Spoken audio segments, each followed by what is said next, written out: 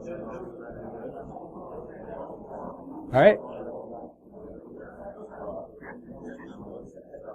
All right, everybody. I'd like to welcome you to Violating Trust, Social Engineering, Past and Present by Paul Blonsky. Thank you. Without further ado. Cool. So my second greatest fear with this presentation was that the room was going to be empty. My greatest fear was that it was going to be packed. So I think we're at like a happy medium here. You can like exploit both of my fears. So that's me. Get the usual disclaimer out of the way. For educational purposes only, real fraudsters know this stuff works already. I'm not telling anybody anything they don't know. These opinions are all my own. Don't blame me. Don't blame my employer. You can blame me, that's for sure. So this is about me. I actually graduated from Wayne State University in 1993 with a degree in anthropology, and I've been, it's been a while since I've been back on campus, but ever since then I've been using my my learning for good and evil. I've been in IT and IT security for about 20 years. I've been strictly on the cybersecurity side now for the past 4 years. I'm an internal pen tester, so I work on network pen testing, and I lead a physical penetration testing team for a financial institution. So I get to essentially break into banks, but it's the same bank over and over again. I have an interest in stage magic and con artists. So the birth of this presentation was twofold. One of them was I'm constantly having to train new pen testers, so we're always kind of looking for new ways to explain to them how this works and give them something to anchor it to. The other one is my management loves to tell us, well, we know you can tailgate into a facility, what else you got? So we're constantly being challenged to come up with new ways to do social engineering. So, if we tailgate into a facility, right, that's testing one control, our security awareness control, but we still have gatekeepers everywhere. So we're always being asked, generate scenarios that actually test our gatekeepers. So those are always face-to-face social engineering scenarios where we walk into a building and test a guard or a gatekeeper. So that's sort of where this came from, was trying to find additional inspiration for, how we're going to generate those scenarios. The specifics, let me go up to the big picture. Trust is necessary for society, but people base their trust decisions on weird things, especially when they're given a first impression. Even when trust decisions are based on facts, sometimes those facts can be manipulated. And con artists of the past have a lot of examples of, how they've violated people's trust. I'm going to talk specifically about a couple of characters from the United States in the 20s and 30s. One of them is J.R. Yellow Kid Weil. This guy operated as a con artist in the American Midwest. He worked out of Chicago, although he committed his cons all over Indiana, Illinois, Ohio, Michigan. He had a lot of long cons, real estate cons, mining cons. These were very personal. He got to know people. He worked with them for weeks before he took a lot of their money. In his biography, he talks about another con artist that he crossed paths with, this other guy, Charles Willie, who was known as the Butterine Kid. So I'm trying to set up a dichotomy here between two kinds of con artists. One is the Yellow Kid, who worked long cons. He did very specific personal cons. Our friend the Butterine Kid, his con for his entire career was selling butterine, which is margarine, as butter. So when margarine first came out, it cost a lot less than butter, and it had to be white. When margarine is first produced, it comes out white. You have to dye it to make it look yellow. Well, there was a law that said you couldn't dye it yellow because the dairy interests didn't want that. Well, this guy would buy margarine, dye it yellow, and go sell it on the street as dairy fresh butter.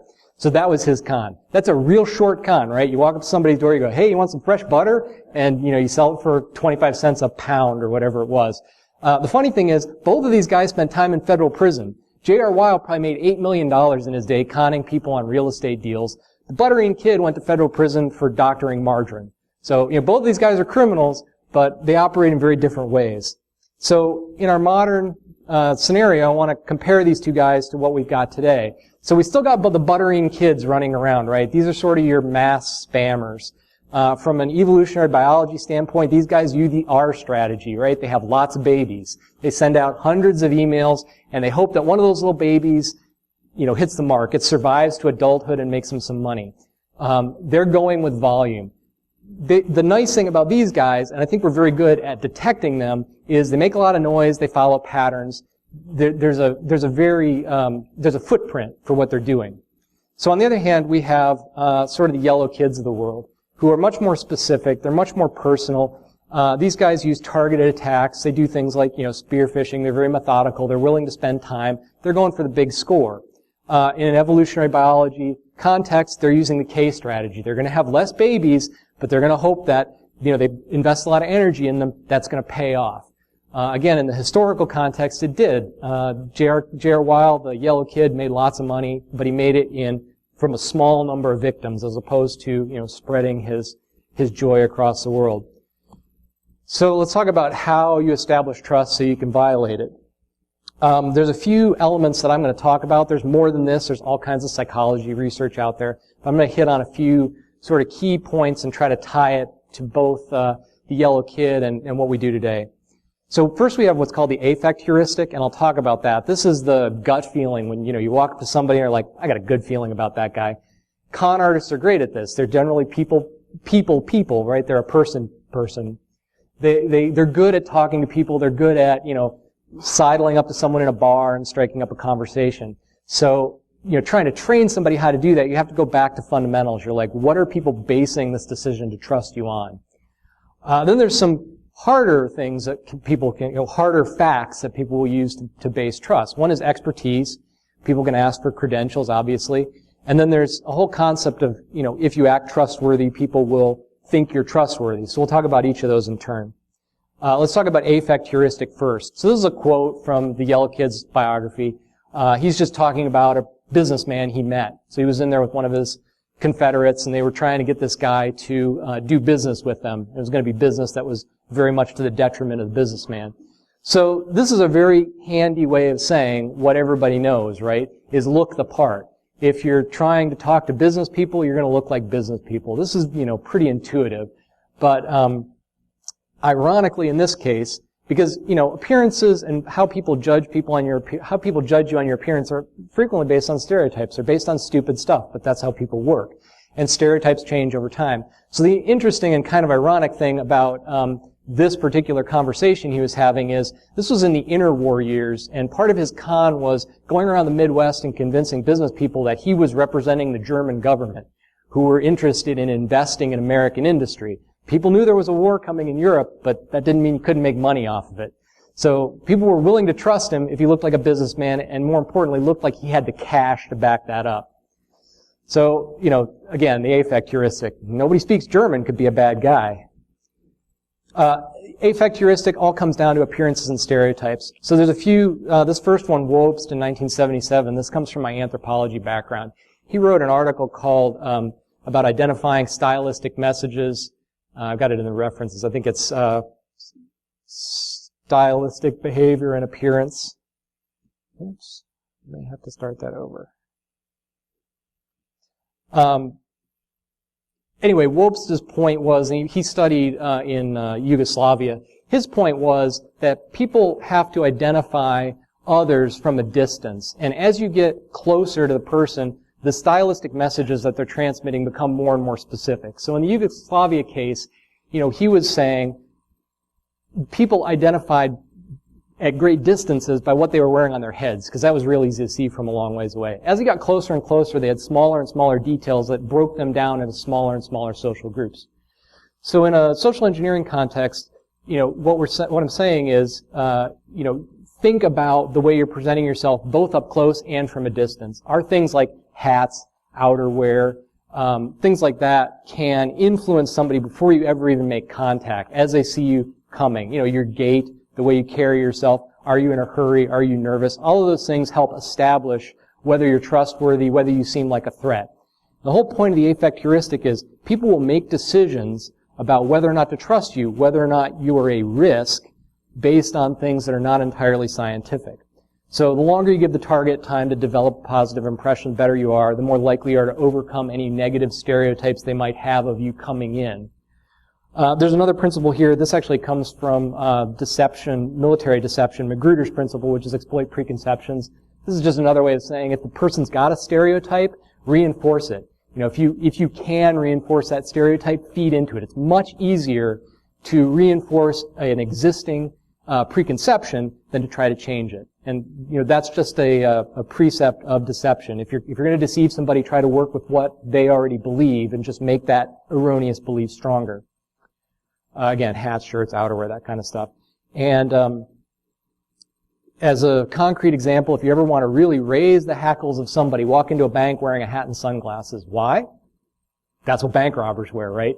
Tellers hate that. I mean, nothing will freak them out from a distance more than a dude walking into a bank wearing a ball cap and a set of sunglasses, because they're on alert for that. So I have just an example. This guy from a distance, right, it presents two very different opinions in people. He's going to evoke two very different responses. This is a dude in England. He actually, it doesn't help his case any that those are all like white supremacist tattoos. He went through the process of having those removed. He sort of renounced his previous beliefs and had them removed. So this is the before and after picture. But that's definitely two different affects in people when they look at him. One of the other things you notice is he's smiling in one picture and not. That's, another thing about being warm, at least in the United States. Keep in mind that a lot of these things are culturally specific. So in the U.S., warm handshake, smile, people love you. In Russia, you smile, they think you're stupid or you want something. So that's why, Slavs all have a very business-like attitude, because people just don't smile. You're up to something if you do. Oh, sorry about that.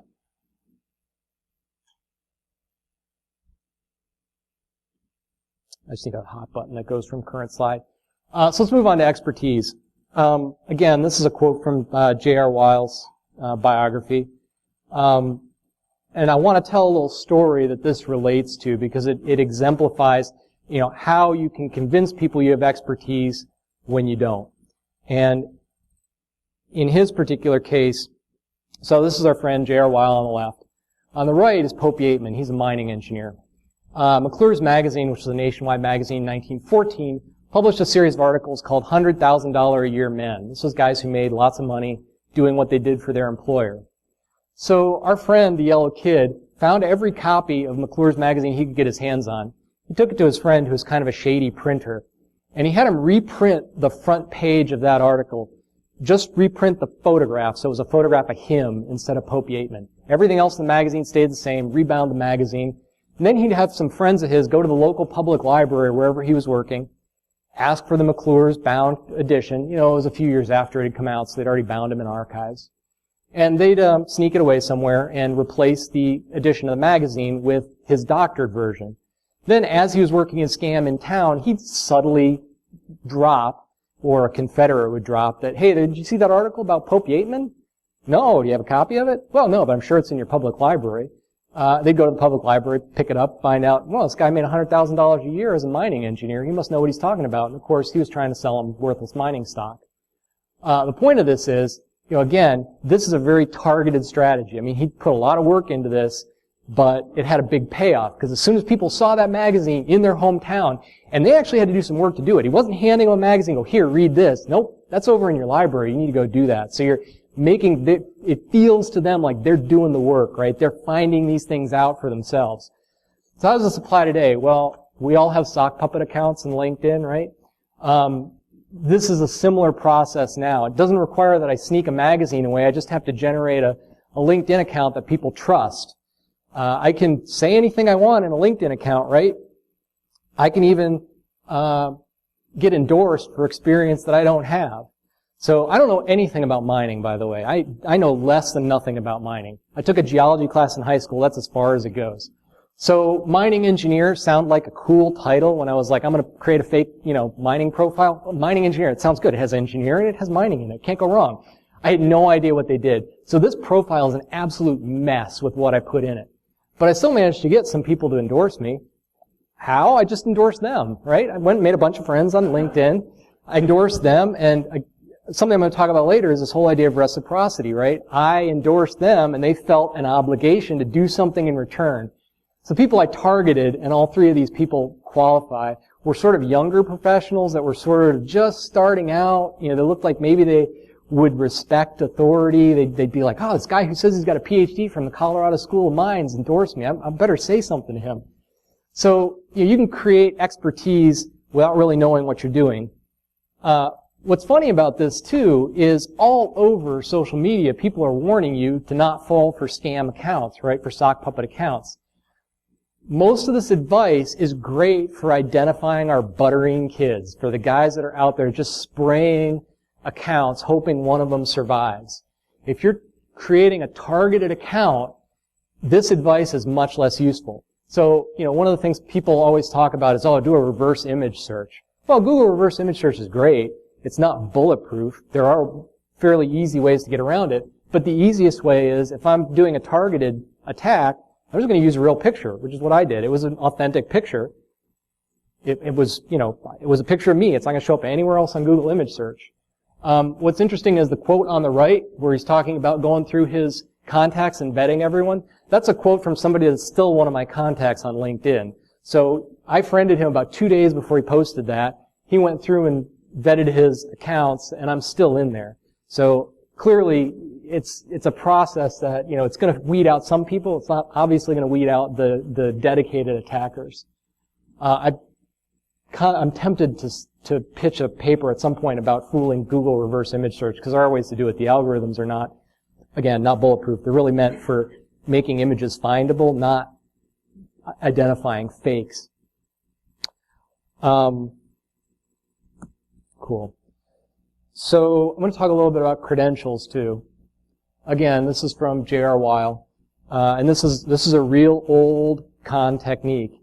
Is if you needed letterhead from someone, you just send them a letter asking for something stupid, and back in the day, they'd send you a letter back, right? In this case, again, he was pretending he was representing the German government, so while he was in Europe, he sent letters to Hitler and the Reichsbank, and they sent him back letters, and he just copied the letterhead. So, in today's world, we have similar credential needs. People base a lot of decisions on whether you've got the proper credentials. I know lots of companies have photo ID requirements for entering their facility. The problem is, of those places that require ID, how many of them have properly been trained to identify what a fake ID looks like? This is related to my fake LinkedIn account. I got busted. They shut my account down. Does anybody want to guess why? I made the same mistake a lot of actual crooks make. Bad operational security. I logged into 2 sock puppet accounts from the same IP address. They flagged both of them and shut them down. It's like, damn, they got me. All right, they sent me a message, said your account's on highly restricted, you're shut down. All right, so you click through. How do I get my account back? Oh, you need to present photo credential. You need to present photo ID, government-issued photo ID. All right, where do I present it? Do I got to bring it in? No, send us a scan of the ID. All right, which one you want? I got lots of ID. I didn't think they'd actually accept any of my bogus vendor IDs, so instead I went on the internet, spent about 10 minutes. That's not me as much as it looks like me. My fake profile was supposed to be from Wyoming, so I did a Google search on Wyoming driver's license. This is the first one that came up. That's their old version. It's not the real ID version of the Wyoming driver's license. All they wanted was my picture and signature on it. They allowed me to block everything else out, so I did. I also, I went for I'm super paranoid, so I'm going to sign again. Yeah, that's real hard to do when I'm the one who made both IDs, right? They took that. It took them like 10 minutes. I actually got the response I got was a blank email from their support that just had the person's name, but my account was unlocked. So that was pretty trivial to do. Again, that's a process, asking for photo ID. It's going to catch your Butterine Kids, right? The people that are sending out, creating lots of bogus profiles. If I'm concentrating on one profile, I get a real investment in it. I'm going to spend the time to fake something up. I didn't have to pay $50 to get the fake Wyoming ID. I just had to go on the internet because the $50 ID looks good in person. Just about any piece of junk looks good when it's scanned at 150 DPI and sent via email. You can't even read. I didn't even have to, that's not even really Photoshop. That's Paint. I took and, by hand, copied letters from elsewhere on the sample to make the name. I mean, that's how bad that is. That's like the worst fake ID ever. You realize I made you 72 years old? This is what the new Wyoming state ID looks like. But again, if you have a process, a control in place, and the people enforcing it don't know how to actually enforce it, not a very effective control. And we see this all the time. I can go into a bar, if I'm underage, chances are they're going to know what an ID looks like, and they're going to know how to vet it. But, if I walk into a business that says, yeah, we require government issue ID, how many of them know what a Wyoming ID is supposed to look like? If I walk in with a fake Wyoming ID, are they going to know what that looks like? Do they have access to the book? There's a book that's published every quarter that shows you all the US IDs, all the world IDs. It's awesome. All right, I think I got about 5 minutes left. What's interesting is this just came to light about a week ago. There was a dude in England that had his Facebook account stolen. All the scammer did was send in a copy of his passport. Well, it was a badly scanned copy of a document that's difficult to forge, but when you scanned it, it's not hard to forge anymore. This is just me getting my account back. All right, the last thing I think I'm going to talk about is trustworthy actions. The idea that you do something trustworthy, people will trust you. We sort of talked about this already. A lot of cons employ this technique where, they'll give a buildup. They'll even give a little bit of skin to the victim before they take his money. So, one way of doing this, one technique for doing this in face-to-face social engineering is, as you're approaching a gatekeeper, do something that's going to think, you're a good guy. Hey, I found this thing sitting in the parking lot. Somebody must have lost it. Let me give that to you. It establishes you as, you're a good guy. One other technique I like to use is when I'm going to do tailgating, which is a little different, but doing tailgating is to keep it on me, a token gift card, like a $5 Starbucks gift card that hasn't been scratched off. So if somebody's about to slam the door in your face, or you decide you want to catch up to someone, you'd be like, hey, did you drop this? Yeah, it looked like it fell right out of your pocket. Not mine. Looks like I don't drink coffee, you can have it. Well, by the time you get done with that conversation, you're probably through the door already. But you're also establishing you as like, hey, you're a good guy, you just gave me $5. The research behind this, which is interesting, is some researchers in the Netherlands, security researchers, went on a university campus, and they started asking people security questions. And one of the questions was, what's your password, right? Well, in addition to the questions they were asking them, they would give them chocolate. Some of them they give them chocolate after they ask all the questions. Some of them they give them chocolate before they ask them all the questions. Well, lo and behold, the ones that gave chocolate before were more likely to answer the password question. It doesn't even matter if that was true. Like, even if they gave them a bogus answer, they still did something that they wouldn't have otherwise done. They felt obligated to answer that question, even if they answered it falsely. It's like they've created a sense of obligation, which, you don't give a gift, you give an obligation. So people feel obligated to reciprocate because our whole society is built on, reciprocating those trust relationships. I got a bunch of resources here. I'll upload the slides at some point. If I forget, ping me on Twitter or email or something, and I'll send you the resource list. There's a bunch of cool stuff in here. Great resources if you like con artistry and close-up magic and just like weird, crazy crap. That CIA Manual of Trickery and Deception, that's an awesome read, by the way. It's got a lot of cool, weird, like CIA 1960s kind of stuff in it, but it's also interesting read from a deception standpoint. It's more resources, and if you got any questions, I think I'm probably hitting up on time, but we're good? Okay. Does anybody have any questions?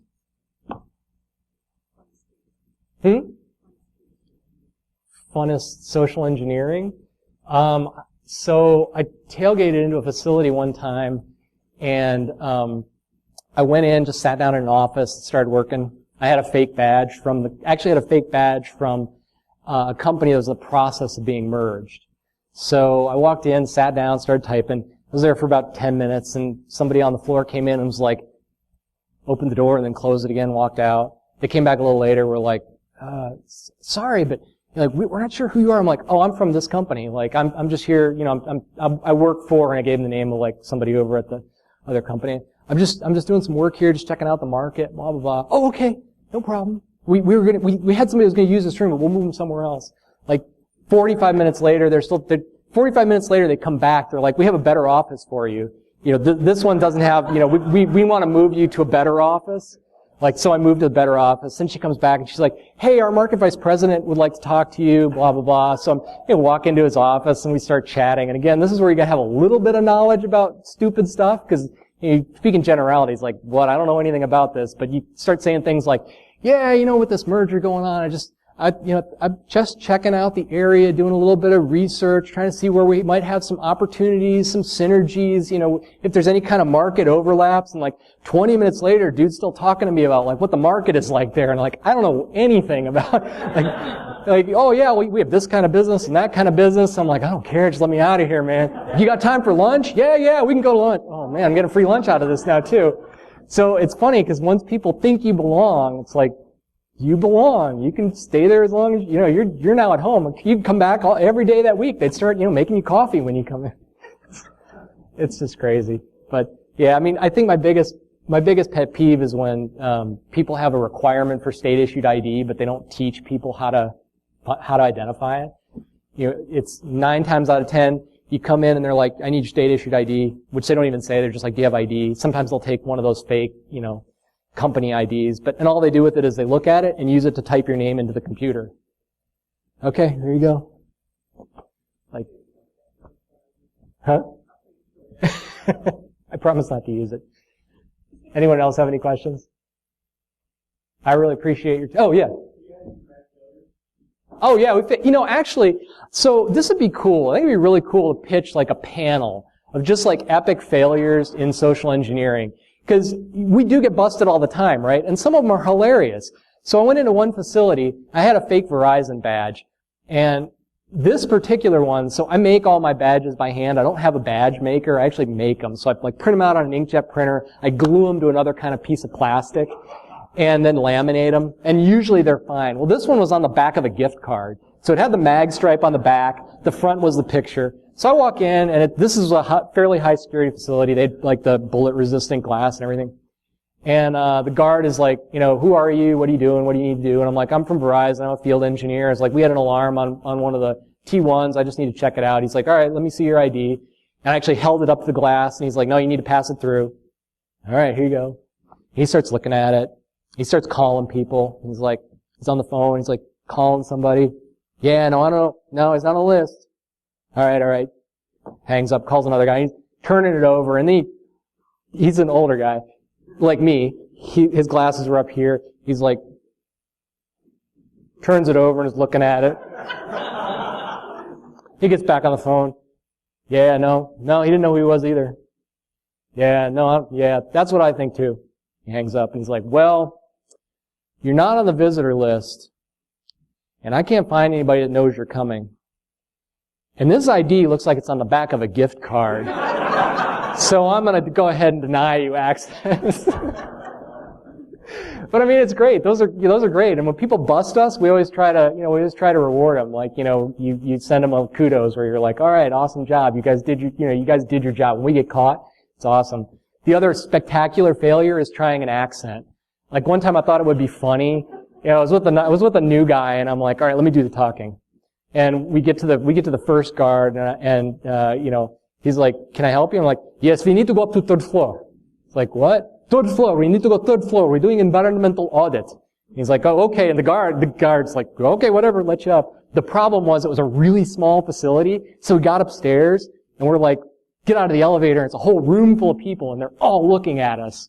It's like, oh man, this is not gonna go well. So I'm like, I'm committed to the bit though. So we're like walking through, and everybody's asking us what we're doing. Like, we're doing environmental audit. We have to look for mold, for water problems, the thing.